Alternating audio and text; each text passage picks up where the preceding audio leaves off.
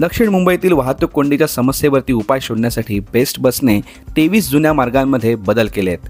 काही मार्ग विस्तारले आहेत, काही लहान केलेत, तर काही मार्गांचे क्रमांक बदलण्यात आले आहेत. आता कुठले मार्ग बदलण्यात आले आहेत त्याच्यावरती एक नजर टाकू. मार्ग A1 आता CSMT पासून सांताक्रूझ डेपोपर्यंत चालेल.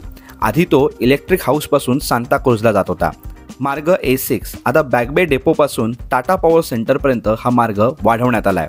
पूर्वीचा A60 किंवा AC60 मार्ग आता नवीन क्रमांक A458 या नावाने चालेल, जो देवनार डेपोपासून बोरिवली ईस्ट पर्यंत जाईल. मार्ग A69 आता वडाळ डेपो येथे समाप्त होईल. आधी तो शिवडीपर्यंत जात होता. मार्ग A78 हा लहान करण्यात आला आहे. तो कुलाबा ऐवजी आता छत्रपती शिवाजी महाराज संग्रहालय या भागातून सुरू होईल.